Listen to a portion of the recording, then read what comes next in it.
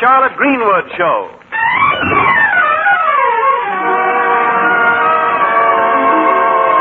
Welcome now to our show. Here's a friend you all know.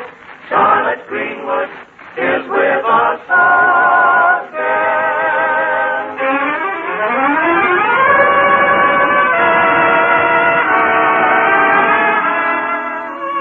Yes, ladies and gentlemen, Charlotte Greenwood is brought to you this Sunday and every Sunday at this time by the makers of Hallmark greeting cards to remind you that every time you want to remember someone, you'll find a Hallmark card that says just what you want to say the way you want to say it. So when you choose a card, look on the back for the 3 identifying words, a Hallmark card. Yes, don't forget, a Hallmark card will best express your perfect taste, your thoughtfulness. And here is our star, that lovable lady of stage, screen, and radio, Charlotte Greenwood.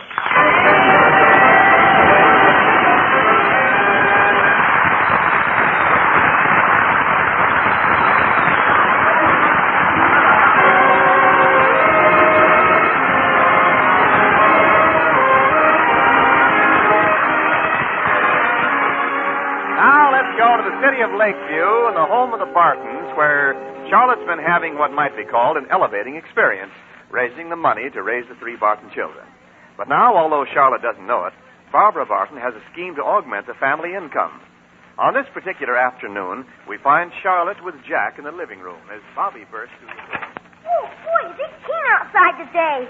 Hey, Sprout, go easy on that door, will you? Yes, Robert. Be a little more quiet, son. I'm sorry, Aunt Charlotte. I forgot. Jack's doing his arithmetic lesson. Arithmetic? That's kid stuff. This is algebra.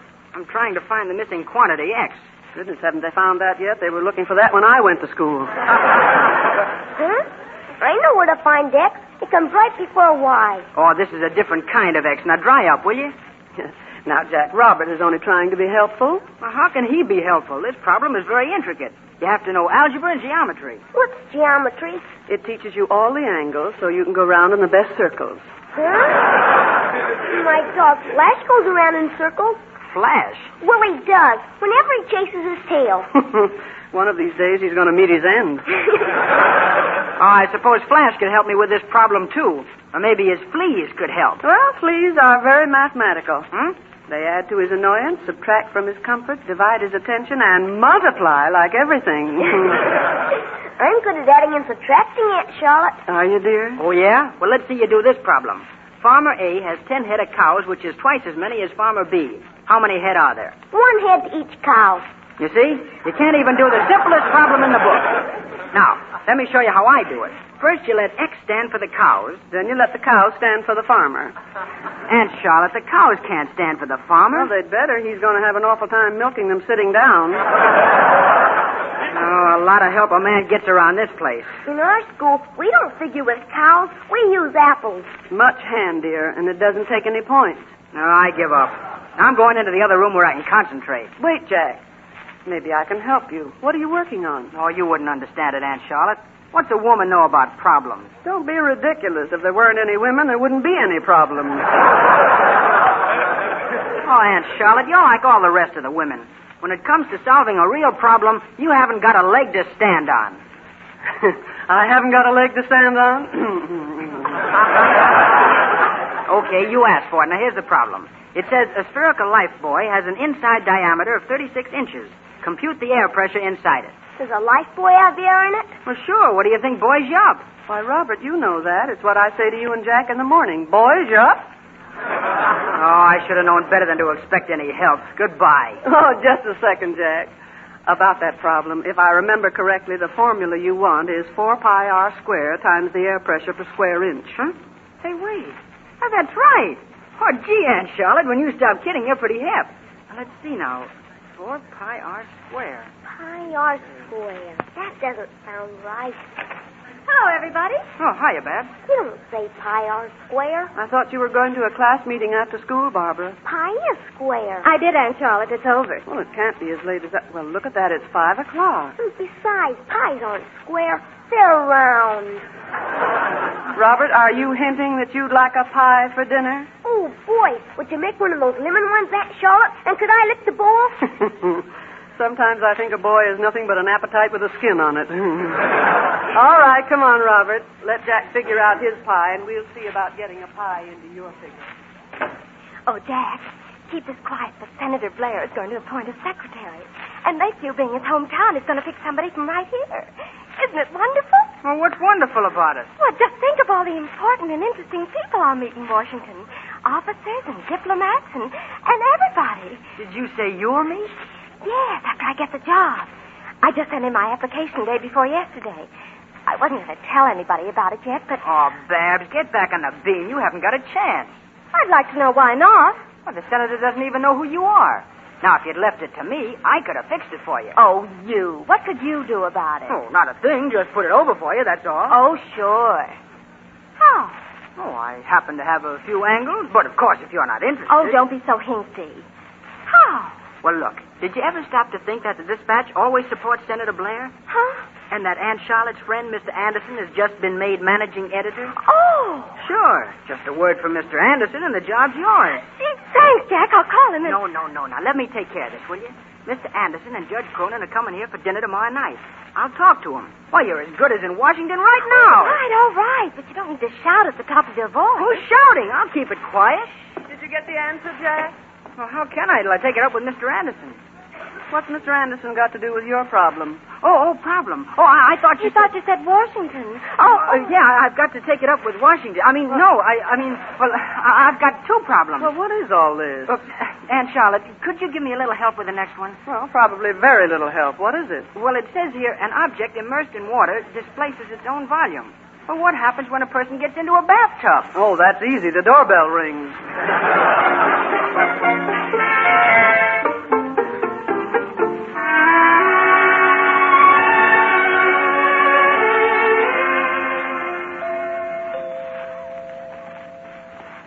Barbara, will you answer the door? That's probably Judge Cronin and Mr. Anderson. All right, Aunt Charlotte. Oh, how do you do? I came here to see Barbara Borton. I'm Barbara Barton. Oh, you are? And do you happen to know who I am? Why, I don't believe I do, but won't you come in? My name is West. Miss West? Yes. And for your information, I've been doing Senator Blair's secretarial work here in Lakeview for the last 7 years. And if you think... Barbara, if that's the judge and Mr. Anderson... Oh, I beg your pardon. I didn't know you were expecting a friend. I'm not a friend. My name is Reva West. I know my duty, and I came here to put Miss Barton in her place. My, you sound like a second lieutenant. Barbara, what is all this? Well, Aunt Charlotte, I don't know what she's talking about. You certainly do. You wrote a letter to Senator Blair, didn't you? What letter, Barbara? Well, I merely heard that Senator Blair was going to hire a secretary for his Washington office, and I sent in an application, that's all. That's enough, because that job is mine. I've been doing the senator's work here in Lakeview for years. And if anybody goes to Washington, it's going to be me. Well, I'm sure Barbara had no intention of trying to take your job. Just because she's young and attractive, that isn't going to get her anywhere. But, Miss West... And that goes for you, too. Yes, I know. It never did get me anywhere. I can picture Miss Barton in Washington. She'd be wonderful. Wonderful. Well... Some nerve. Even if I didn't want the job, I'd get it now. I'd get it for spite.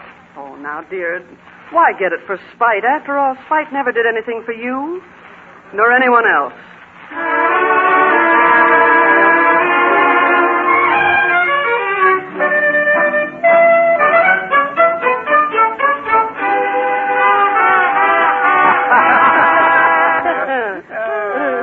Good night, Charlotte. It's been a marvelous evening. Thank you, Mr. Anderson. And a most delightful dinner. Thank you, Judge. It's really quite an event when the bench loses the services of a jurist like you, Judge, so learned, so wise, and shall I say brilliant? Yes. Pray do. A long life to you in your legal practice. Oh, a long life. A long life. Did you read about that invention to prolong the life of one's clothes? It's a device that tears trousers. But, Judge, what's the advantage of that? Well, if one's trousers are torn badly enough, he'll never wear them out. That was easy. Well, wait till you hear about my invention. What's that? A cedar-lined griddle to keep the moths out of the flannel cakes. Before you cook the hot cakes, toss a handful of Mexican jumping beans into the batter. Mexican jumping beans? Yes, so the cakes will flop over by themselves. Oh, that's very comical, too. Only, Miss Greenwood, they really wouldn't, you know. Oh, They wouldn't, Jeff. I know. Charlotte, I nearly forgot. Jack was talking to me this evening about that appointment for Barbara as Senator Blair's secretary. Oh, yes, I know. She wants it very badly. Why, only... you could be useful there, Anderson. Well, certainly. The senator's here on a quick trip, and I'll phone him the first thing in the morning. No, Mr. Anderson. No? No, I don't want Barbara to get the job. But, Miss Greenwood, this is a splendid opportunity. I realize that, but there are very good reasons why Barbara shouldn't take it. Now, Charlotte, I think you're wrong. Indeed, yes. I rarely agree with Anderson, but this time I must make an exception. Barbara should have that job. Boys, you're both good friends. Uh-huh. I have the highest respect for the judgment of both of you. Oh? Personally, I think you're both wonderful. But neither one of you has ever been an aunt. Good night, Mr. Anderson. You've always been so helpful. Good night, Charlotte. And good night, Judge Cronin. You're always so sweet. Good night, Miss Greenwood. Come back soon. Hey, Aunt Charlotte, did I fix it? Fix what, Jack? Well, gee whiz, didn't Mr. Anderson talk to you about that job for Barbara? Oh, that. Yes. Yes, he said he could help her. Oh, I knew he could. I told Barbara it'd be a breeze. Only I'm not letting him. Not letting him? You mean Barbara isn't going to get the job? I don't think it's the best thing. Oh, but she's got to get that job. She's told everybody she's getting it, all the kids. Barbara ought to know by now when you make a prediction, there's only one thing you can predict right. That you'll probably be wrong. Oh, but Aunt Charlotte. I'm sorry, Jack. Barbara simply doesn't deserve the job. But why not? She's smart, she's got a good personality, and, well, she deserves it as much as anybody. No, Jack, not nearly as much as Miss West. Are you kidding? That zombie that came here and insulted Babs? I'll admit Miss West was rather disagreeable, but we have to be fair. Sure, be fair. But how about being fair to Barbara? I am, Jack. Well, you certainly show it in a funny way, taking sides against her, letting that West character have the laugh on her. You're going to have a tough time making Babs believe you're fair. I can only do what I believe is right, and if it turns out wrong, I'll admit it in all honesty. Honesty? What good's that going to do after Barbara's lost out? Don't give me that corny stuff that honesty is the best policy. Son, honesty is the only policy, and if that's corn, let's have more of it.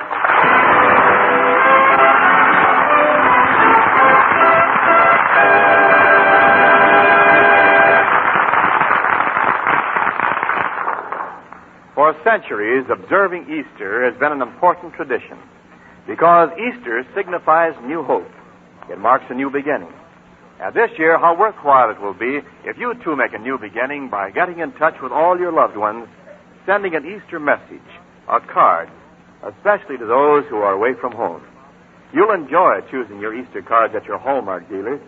Distinctive Hallmark Easter cards that say just what you want to say, the way you want to say it. You'll find that lovely Easter message you had in mind for Mother or for Dad.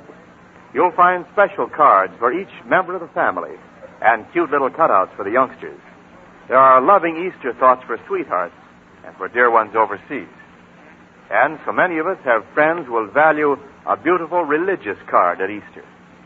Choose your Hallmark Easter cards this week while a wide selection is still available. Hallmark cards are on display at America's finest stores. Remember, a Hallmark card will best express your perfect taste, your thoughtfulness.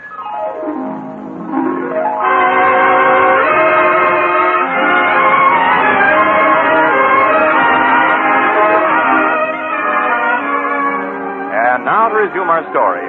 It's 5 o'clock of the following evening, and in the living room of the Boston. Yes, who is it? Me, Miss Greenwood. Junior. Come in, Junior. I brought you that list of stuff we need for the lunchroom, and here's a letter for Barbara. Oh, thanks, Junior. I'll give it to her. Yeah. They say this fire feels good. Turned kind of cold again, and just when it looked like spring was coming. Mm-hmm. I guess even spring has to wait for a reservation. And yet I passed Barbara and Janet Gregory out there in the yard, and neither one of them wearing a coat. I declare I don't see what keeps girls from freezing. Why, Junior, you're not supposed to see. Oh, yeah, you carved me, Miss Greenwood. You carved me. Oh, Junior, I wish I had your gift of repartee. What's repartee? It's a clever comeback that tomorrow you wish you'd thought of today. Oh, you mean I can sort of flip a quip? Mm-hmm. Yeah, well, being as how it's you, I'll let you in a secret. Now, wait a second, I'll get it out of my pocket here. Well, There what it is it? It's a book. The handy reference to 1,000 fascinating facts and witty wise saws so you can be the life of the party and envy of your friends. Encyclopedia. But it is. And you get your jokes out of that book? Yes, but you keep it under your hat. All you have to do is look up the words. I'll be glad to lend it to you. You would? Wood. Here it is, page 79.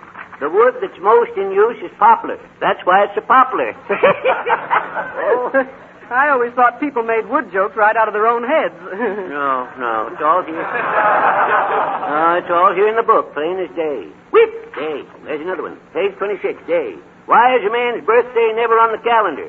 Because he usually takes the day off. Well, that's nothing. On a woman's birthday, she usually takes years off. Yes. Oh, but Junior, you know, your book fascinates me. Fascinate. Oh, there's a dandy. Fascinate. Wait a minute now. Page 31, fascinate. Yes, here it is. I've got 9 buttons on my vest, but only fasten 8. Hello, Junior. Oh, hello, Barbara. Here's a letter. Thank you. Well, I'd better be ankling along. Here's the encyclopedia, Miss Greenwood, but don't say anything. I can positively assure you, Junior, it'll be a closed book. Well, good night, Miss Greenwood. Good night, Junior. Oh, that man. Who's the letter from, Barbara? Not that you care, but it's from the senator, turning down my application. But I do care, darling. I don't like to see you feel bad. How do you imagine I'd feel? I wanted that appointment more than I ever wanted anything. Naturally, I'd be disappointed. Barbara, there are 2 kinds of disappointment. Not getting what you want and getting it. And sometimes the last one is the worst. Oh, then I suppose it's wrong to have ambition. No, but ambition needs equipment to make it work. Equipment? Knowledge and training. Ambition is like lightning. With the right implements, it can be controlled and directed and made useful. Without them, it's only a brilliant flash of light that burns itself out. Yes, I know. You'd rather see Miss West get the job. Barbara, do you know anything about Miss West? No. I do. I took the trouble to find out. She's worked hard for that appointment, and all you've done is want it. Merely wanting something isn't enough. You've got to earn it. I'm not interested in Miss West. She's taken care of Senator Blair's office here in Lakeview for 7 years. Oh, naturally, I'm not as smart as she is. Of course you are, but you're not as well trained. After you finished high school... We needn't discuss it any longer. It's very plain you're on her side. Oh, but darling, I'm not. I'm on your side. I don't want to see you fail simply because you haven't a proper experience. There are other ways of learning things besides experience. But not as thoroughly. A person will learn more in 2 minutes by actual contact with the business end of a bumblebee than any book could make him believe in 2 years. Maybe you feel like joking about it. I don't. Now, darling, it isn't as serious as all this. Come on now, let's forget it, shall we? And for all Mr. Anderson's influence, I doubt if the senator would have actually hired you. And Charlotte, Jack told me you said if you were wrong, you'd admit it. Mm-hmm. Well, you can admit it right now. What do you mean, dear? Before I got this letter, this morning, in fact, I went to see Senator Blair. And I'm starting to work for him tomorrow morning.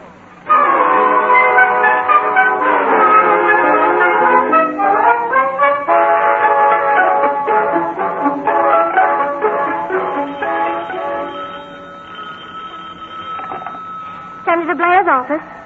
This is his secretary, Miss Barton. The senator will be in this afternoon. I know he'll be glad to talk to you. Oh, dear. Senator Blair's office? Oh, yes, the Chamber of Commerce. I forgot you were waiting. Yes, the senator will be able to speak at your Wednesday luncheon. Hello? Oh, long distance? Who? Mr. Oliver of the Federal Reserve Bank? I'll hold on. Hello, Barbara. Well, now, there's an unusual sight. A woman actually listening. I'm waiting for someone to come on the line. I'm about to have a discussion with the Federal Reserve Bank. Well, I've heard money talks, but the only thing it ever said to me is goodbye. I'm waiting for Mr. Oliver, Aunt Charlotte.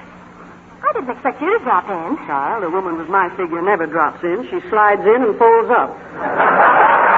How are things? Very busy. I've handled some very important matters this morning. Oh, hello? Oh, hello, Mr. Oliver. Yes, I'm sure I can help you. Oh, when does the senator return to Washington? On Friday. Oh, is that all? Goodbye. Just the same, I have handled some important business this morning. I'm sure you have, darling. Oh, good morning. Is this Senator Blair's new office? That's right. Ben Olaf Hansen. I would like to see Senator Blair. The senator isn't in right now. What did you wish to see him about? Well, you see, last July, my prize jersey Bain ran into by Yeep. I beg your pardon? I say last July, my jersey Bain ran into by Yeep. Yeep? No, Yeep. Yeep by Yimney. Mr. Hansen's telling you, dear, that last July his Jersey cow was run into by a Jeep. By Jiminy. Yeah. And I would like to see Senator Blair. But the senator can't do anything about your cow. Haven't you any insurance, Mr. Hansen? Yeah, I have her insurance, but my jersey was not burned. I have cyclone insurance, but my jersey was not blown away. My jersey... Yes, I know, was run into by a Jeep. Jeep. How about war risk insurance? Yeah, I have... Mr. Hansen, Senator Blair is a very busy man. I don't think he'd have time to bother about your cow. Yeah, but... I'm sure you understand. Yeah, I understand. Good morning, Mr. Hansen. Good morning. Well, that's that. You know, don't you, Aunt Charlotte, besides talking to important people, the efficient secretary always keeps out pets. Oh, she does? Now, I wonder if that's why I never get in.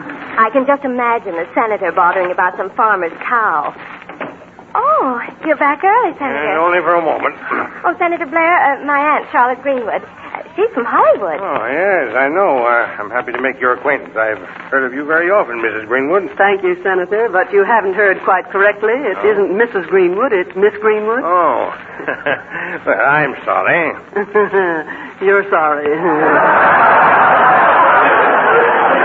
Senator, may I have Barbara long enough to take her to lunch? Why, I think that's going to be arranged. How did things go this morning, Miss Barton? Oh, it's been very busy, but I think you'll find that I've handled everything satisfactorily. I'm sure I will. Oh, you didn't forget to send for that report on the new Lakeshore Highway. Oh, no, Senator Blair. Here it is. Good. Well, then, I think you deserve a lunch. Wait a moment. This isn't the report I wanted. Well, I asked for the Lakeshore Highway report. But did you specify Report 169B, as I told you? Oh. This isn't correct. I want to be satisfied on the gradient and the banking. If I'd be satisfied with the highway that turned the same time I do. I'm sorry to be annoyed, Miss Greenwood, but this is very important. But, Senator, I was so busy, and I assumed that the Highway Commission would Your send job isn't to assume, it's to know. Well, all right, never mind. Go ahead and get your lunch. Well, it won't be very long, Senator. Oh, I almost forgot. There was a farmer here, a man named Olaf Hansen. Yeah? He wanted to see you about a cow. It was all so silly that I got rid of him. You did what? I told him you couldn't bother. He wasn't important.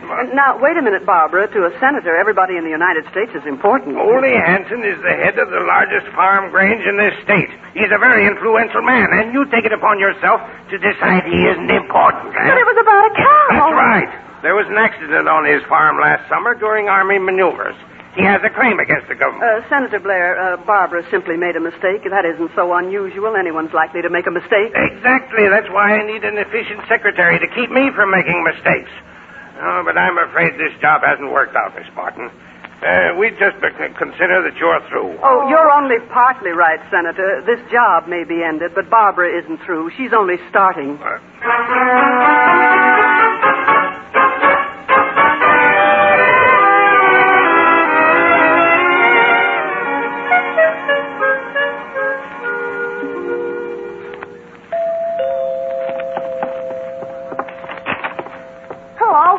Good evening, young man. This is the Barton residence, isn't it?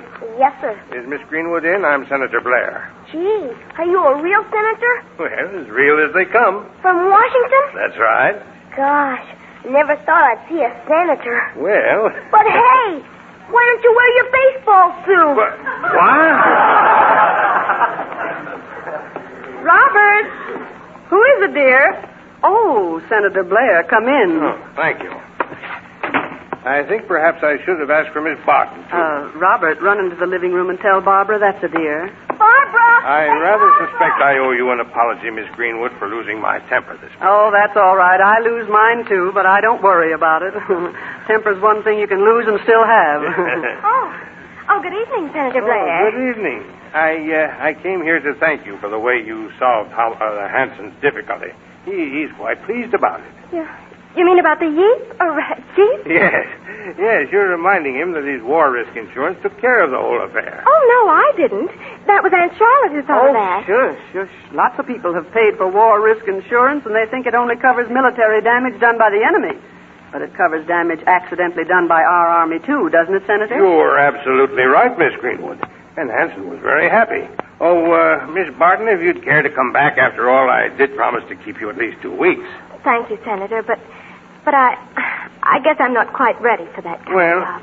Think it over, and if you change your mind, I have to be running along. Friends waiting for me in the car. Good night, Miss Greenwood. Good night, Senator. Miss Barton. Good night. Oh, Aunt Charlotte, I've been such a conceited little upstart. Oh, now, a little conceit never hurt anyone. And an upstart has to start up sometime. But I just don't know anything. Well, darling, you're really beginning to know when you know how much you don't know. And, Charlotte. Yes, Jack? How do you find the area of a parallelepipedon? Now, here's where I start proving how much I don't know.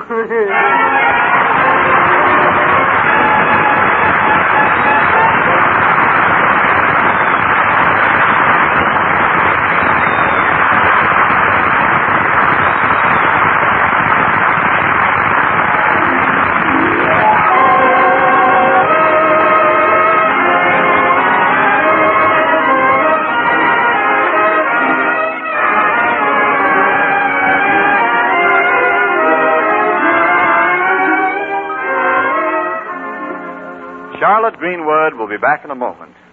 Meanwhile, I want to remind you again, the next time you buy a card for any occasion, look on the back for the identifying words, a Hallmark card. Hallmark. A Hallmark card. Like sterling on silver, those 3 words are your assurance of finest quality. They tell your friends you cared enough to send the very best. Yes, a Hallmark card will best express your perfect taste, your thoughtfulness. And now, Charlotte Greenwood. Friends, ask any serviceman who's been overseas, and he'll tell you that to the men and women over there, mail call means more than mess call. He'll tell you that even a little note or a card from you is the next best thing to being home with you. What an easy thing it is for us to do in comparison to what they do. So let's send those cheering messages often.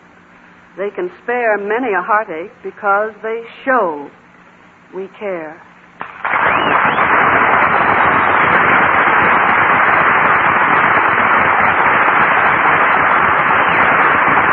And now, until next Sunday, at the very same time, this is Charlotte Greenwood saying, so long, friends, until we meet again. So long, neighbor, till next Sunday, I'll just say,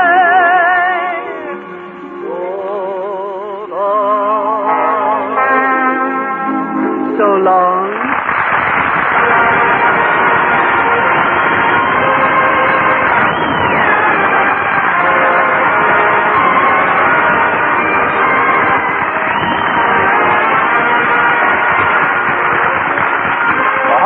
Charlotte Greenwood Show, written by Jack Hasty and Don Johnson, with John Brown, Charles Cantor, and Edward Ryan, who appeared through the courtesy of 20th Century Fox, came to you from Hollywood.